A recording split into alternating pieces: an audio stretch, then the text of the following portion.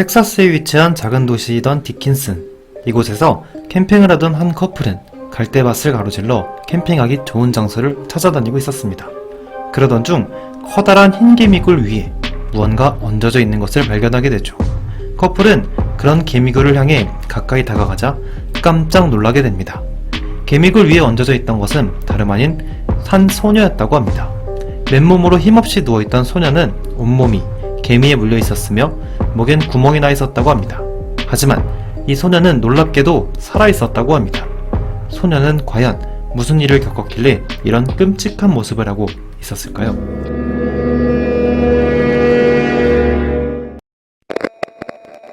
(1990년) 텍사스주는 역대급 폭염으로 모두가 지쳐있던 시기였습니다. 당시 8살이던 제니퍼 슈에트는 더위보다도 더욱 무서운 게 있었죠. 그건 바로 홀로 침대에 누워 잠에 드는 것이었죠. 그래서 아무리 더워도 엄마인 일레인과 함께 잠들었고, 잠에서 깨어났을 때 곁에 엄마가 없다면 매우 힘들어하던 그런 여린 소녀였다고 합니다. 그러던 1990년 8월, 제니퍼는 친구들과 함께 들판을 뛰어놀다가 한 남성과 대화를 하게 됩니다. 제니퍼에게 다가온 남성은 고작 8살이던 제니퍼에게 음란한 질문을 몇 개 했고, 제니퍼는 별 대수롭지 않게 대답했다고 합니다. 그렇게 의문의 남성은 사라졌고, 제니퍼는 집으로 돌아오게 되죠. 제니퍼는 여느 날과 다름없이 엄마가 누워있던 침대로 달려가 누웠습니다. 근데 이날따라 엄마인 일레이는 너무 더운 날씨 때문인지 제니퍼에게 이러한 말을 합니다. 제니퍼, 너를 사랑한단다. 하지만 오늘은 너의 침대에서 자렴. 폭염 때문인지 일레이는 제니퍼에게 따로 잠에 들자 얘기했고, 제니퍼는 용기를 내어 방으로 돌아가 잠에 들게 됩니다. 다음 날인 1990년 8월 10일, 일레이는 아침 일찍 일어나 제니퍼를 깨우기 위해 방으로 올라갔지만 방 안에 제니퍼는 없었다고 합니다. 그리고 혼자 자는 딸이 걱정되어 잠궈두었던 창문이 활짝 열려 있었다고 하죠. 일레이는 순간 직감했을 것입니다. 내 딸을 누가 납치했구나 하고 말이죠. 초등학교 2학년이던 제니퍼는 누구보다 여린 소녀였기에 혼자 집 밖으로 나가는 것은 불가능한 일이었습니다. 그렇기에 일레이는 바로 실종 신고를 하고 초조한 마음으로 딸의 소식을 기다리고 있었죠. 그렇게 몇 시간이 지나자 경찰에서 연락이 오게 됩니다. 제니퍼를 발견했습니다. 살아있습니다. 하고 말이죠. 캠핑을 하던 젊은 커플들에게 발견된 제니퍼는 살아있어도 죽어있는 것만 같았다고 합니다. 온몸이 개미에 물려 있었고 목에 구멍이 나 있어서 목소리도 잃은 상태였습니다. 그리고 무엇보다도 초등학교 2학년이던 제니퍼는 한눈에 봐도 끔찍한 짓을 당했다는 게 느껴졌습니다. 남성에게 말이죠. 이때 제니퍼는 더 이상 아이를 가질 수 없는 몸이 되었다고 합니다.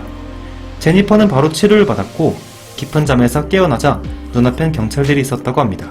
왜냐면 제니퍼를 이렇게 만든 범인을 찾아야 하기 때문이었죠. 그래서 경찰관들은 몽타주 전문가와 함께 증언을 토대로 범인의 몽타주를 그렸다고 합니다. 그리고 범인이 태우던 담배도 특정했고 범인의 DNA도 확보했다고 합니다.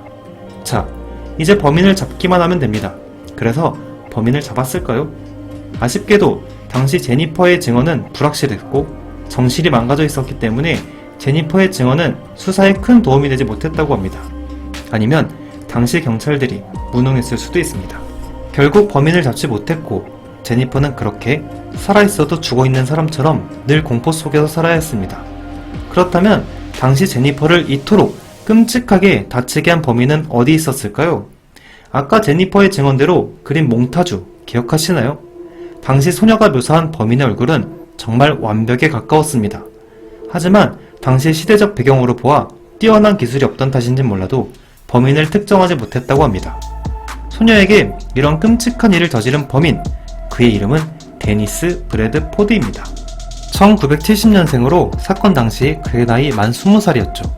그의 범행 동기는 너무나도 단순하고 끔찍했습니다. 길을 지나다 우연히 마주친 제니퍼에게 말을 걸었는데 제니퍼가 아름다워 보였다고 합니다. 말도 안 되는 이유지만 실제로 그렇습니다. 그래서 제니퍼에게 이런저런 말도 안 되는 농담을 던진 뒤 그대로 사라졌죠. 왜냐면 몰래 소녀를 따라다니기 위함이었습니다. 데니스는 소녀가 집에 가길 기다리다 소녀를 따라갔다고 합니다. 그러고 난 뒤 소녀가 집에 들어가자 자신도 몰래 따라 들어가 집 안에 숨어 있었다고 합니다. 그러니까 엄마가 걱정돼서 잠궈둔 창문은 무용지물이었습니다.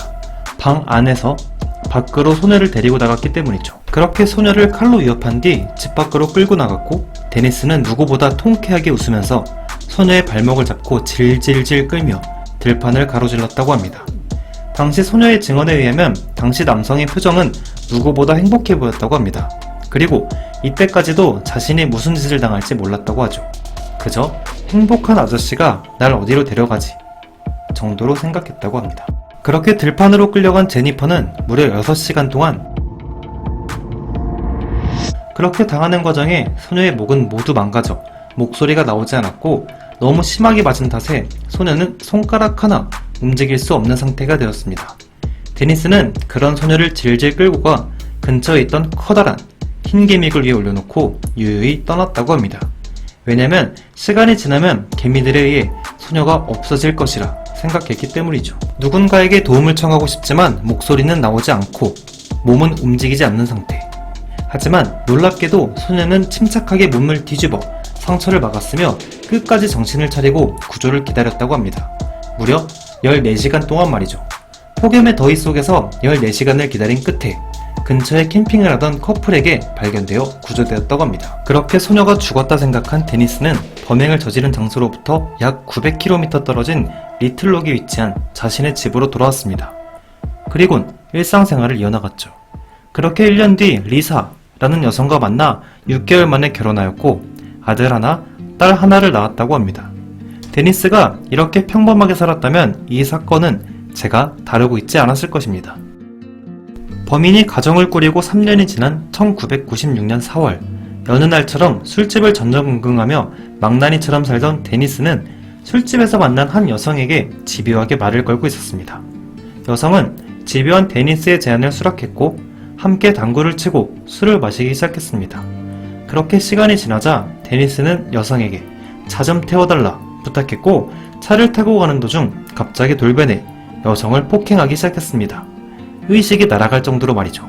여성은 의식을 잃고 쓰러졌고 데니스는 또다시 그녀에게 끔찍한 짓을 저질렀습니다. 그러고는 제니퍼에게 했던 것과 똑같이 몸을 망가뜨린 뒤 산에다 버려두었다고 합니다. 하지만 여성은 결국 정작 6시간을 산에서 기어내려와 데니스를 신고하였고 곧장 체포되었다고 합니다. 그래서 1급 살인미수를 포함한 총 3건의 혐의로 12년형을 선고받았고 DNA 샘플을 제공하라는 명령을 받았다고 합니다. 8년째 복역 중이던 데니스는 가석방되어 감옥에서 나온 뒤 또 다른 여성과 결혼했다고 합니다. 하지만 이 범인은 정말 끝까지 최악의 모습을 보여주었죠. 당시 데니스가 재혼한 여성은 19살의 플라스키라는 여성이었는데, 이 여성 또한 데니스의 협박에 의해 같이 살기 시작했고 온갖 만행으로 인해 언제나 온몸이 멍투성이었다고 합니다. 그리고 더욱 놀라운 점은 자신의 아내에게 매춘을 강요했고 아내는 결국 고속도로 위에서 손님들을 받아야 했습니다. 몸과 마음이 모두 망가져가고 있었죠. 결국 아내의 신고로 인해 모든 사실이 밝혀진 데니스. 그는 다시 한번 경찰에 체포됩니다. 근데 당시 데니스를 체포한 경찰은 은퇴를 앞둔 경찰이었는데 놀랍게도 제니퍼 사건을 담당하던 형사였다고 합니다. 그리고 더욱 놀라운 것은 19년이 지났음에도 여전히 제니퍼를 공포 속에서 살게 한 범인을 찾고 있었다고 합니다. 수사관들은 19년 전에 제니퍼의 속옷에서 수집한 DNA 증거를 가지고 있었는데 누군가를 검거할 때마다 이 DNA와 대조해봤다고 합니다. 무려 19년 동안 말이죠. 심지어 1990년대에는 DNA 대조 기술이 뛰어나지 않았지만 방금 데니스를 검거한 2006년에는 새로운 기술을 통해 단일 세포에서 DNA를 분리하는 기술이 등장했고 더욱 정확한 대조가 가능했다고 합니다. 그렇게 습관처럼 범인인 데니스의 DNA를 대조한 결과 DNA가 99% 일치합니다. 19년간 제니퍼와 연락을 이어오던 수사관들은 곧장 제니퍼에게 연락한 뒤 데니스가 일하던 공장으로 쳐들어갔다고 합니다. 당시 용접공으로 일하던 데니스 브래드 포드는 1990년 당시에 저지른 제니퍼에 대한 납치, 몹쓸짓, 살인미수 등등의 혐의로 체포했습니다. 그렇게 체포된 데니스는 FBI와 조사 과정에서 제니퍼가 살아있음에 놀라움을 감추지 못했습니다. You ever heard the name Jennifer Schuetz? Yes. Did you ever have occasion to come in contact with her? Yes. Tell me about that. No. There's two sides to every story. There is no other side to the story. If you were to see her, I think you would be extremely proud of her. I really do. She's alive. She's alive. She's alive. Let me tell you, she's alive.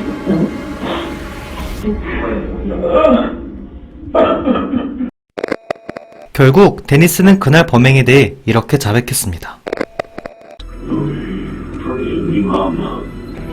I'm the little girl out of that window. I put her in my car, and she was freaking out that I told her, please just don't worry, it'll be alright. I told the little girl that I was a police officer. I pulled off on this on the road. And the little girl, she was so scared. I was like a savage animal. Getting close to myself to save her. I don't know why. I've never known why. Many times I wanted to just end it. I never had the guts. 끔찍한 모습으로 개미집 위에 누워서 생사를 다투던 제니퍼.